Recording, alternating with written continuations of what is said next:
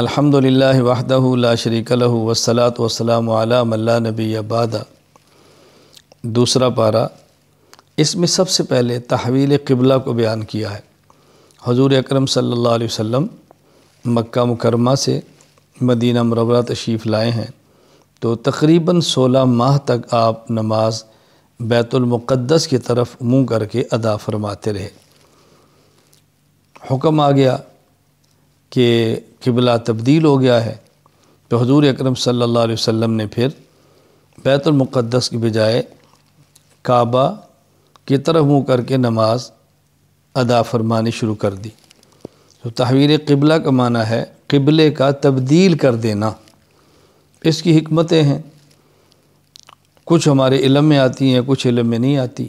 اللہ تعالیٰ کچھ بیان فرما دیتے ہیں، کچھ نہیں بیان فرماتے، تو ہم تو حکمتوں کے پابند نہیں ہیں۔ جو بیان فرما دیا اس کے پابند ہیں، باقی حکمت سمجھ آئے نہ آئے ہم نے اس پہ عمل کرنا ہے۔ تو حضور اکرم صلی اللہ علیہ وسلم کا جو قبلہ تبدیل ہوا، پارہ نمبر 2 کے شروع میں اس کا ذکر کیا گیا ہے۔ پھر اس پارے میں بہت سارے احکام اللہ تعالیٰ نے تفصیل کے ساتھ بیان فرمائے ہیں۔ مثلا ایک تو قصاص کا مسئلہ بیان کیا ہے، اور اگر قصاص کے مسئلے پر عمل درآمد ہو، آپ یقین فرمائیں قتل ناحق کے دروازے بند ہو جائیں۔ نمبر 2، وصیت کا مسئلہ بیان کیا ہے۔ اگر وصیت پر عمل کر لیا جائے اور وصیت کو سمجھ لیا جائے تو بہت بڑا ایک خاندان کا مسئلہ حل ہو جاتا ہے۔ وصیت کس مال میں کرنی ہے، وصیت کن کے لیے کرنی ہے، یہ تفصیلی احکام ہیں، لیکن قرآن کریم میں پارہ نمبر 2 میں وصیت کا مسئلہ بیان فرمایا۔ نمبر 3، جہاد کا مسئلہ بیان کیا۔ یہ بات ذہن نشین فرما دیں، فرما لیں کہ شریعت کی اصطلاح میں، شریعت کی زبان میں جہاد نام ہے قتال فی سبیل اللہ کا۔ اگر کسی اور حکم شرعی پر لفظ جہاد کا استعمال ہوا ہے تو وہ لغت کے اعتبار سے ہے، شریعت کی اصطلاح نہیں ہے۔ اللہ تعالیٰ نے مجاہدین کو دیگر تمام اعمال کرنے والوں پر فضیلت عطا فرمائی ہے۔ جہاد شریعت کا بہت اہم مسئلہ ہے، تو جہاد اور قتال کو بیان فرمایا۔ نمبر 4، مرتدین کی سزا کو بیان فرمایا کہ جو شخص مومن ہے پھر وہ ایمان کو چھوڑ دیتا ہے اور کافر ہو جاتا ہے، مرتد جس کی سزا قتل ہے، تو مرتد کی سزا کو بیان فرمایا۔ یہ بات ذہن نشین فرما لیں کہ مرتد کو سزا دینا یہ ہر آدمی کے اختیار میں نہیں ہے کہ جس کا جی چاہے اٹھ کے مرتد کو گولی مار دے یا قتل کر دے۔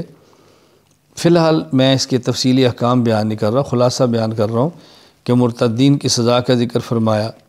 نمبر 5، عورت کے ساتھ حالت حیض میں ہم بستری کرنا ناجائز اور حرام ہے، اس کو بیان فرمایا۔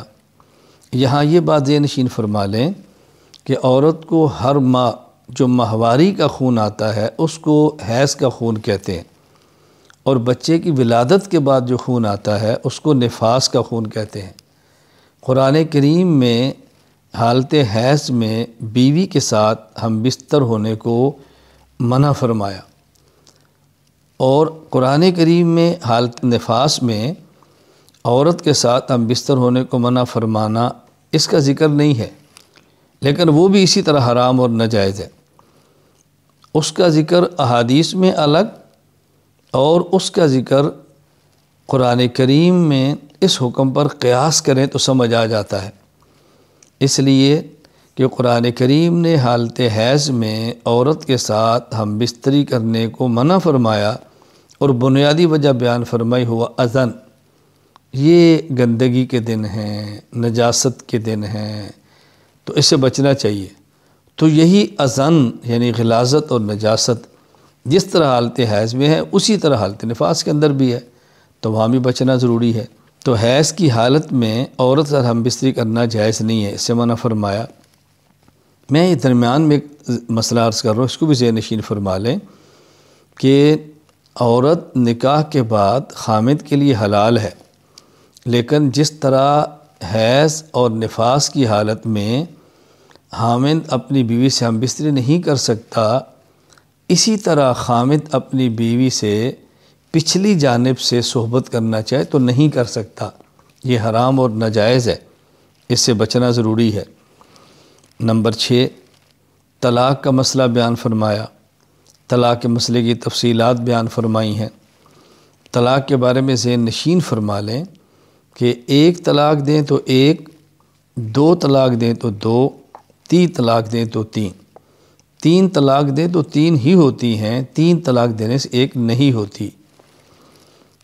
نمبر 7، عدت کا مسئلہ بیان فرمایا کہ جس عورت کو طلاق ہو جائے اس کی عدت کیا ہے، شوہر فوت ہو جائے تو عدت کیا ہے۔ عدت عورت کے لیے ایک ہی نہیں ہے، مختلف خواتین کے لیے مختلف عدتیں ہیں۔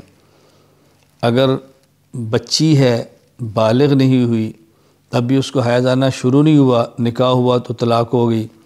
بوڑھی عورت ہے جس کو حیض کا خون آتا ہی نہیں، طلاق ہو گئی۔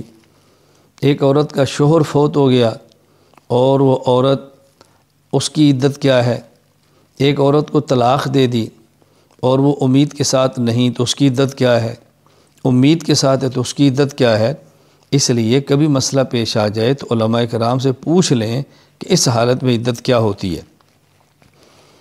نمبر 8، پھر رضاعت کا مسئلہ بیان فرمایا، دودھ پینے کا مسئلہ کہ جو کسی عورت کا دودھ پی لے رضاعی بیٹا بن جاتا ہے، وہ رضاعی ماں بن جاتی ہے، لڑکی پی لے رضاعی بیٹی بن جاتی ہے، تو جس نے دودھ پلایا اس کا شوہر اس کا رضاعی باپ بن جاتا ہے۔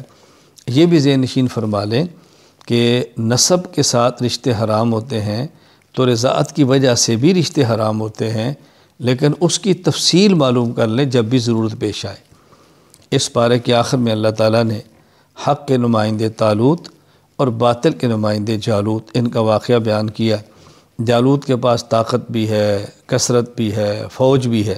حضرت طالوت کے پاس طاقت بھی کم ہے، فوج کم ہے، باوجود اس کے اللہ تعالیٰ نے کو فتح عطا فرمائی، اور قرآن کریم نے ضابطہ بیان فرما دیا، کم من فئۃ قلیلۃ غلبت فئۃ کثیرۃ باذن اللہ۔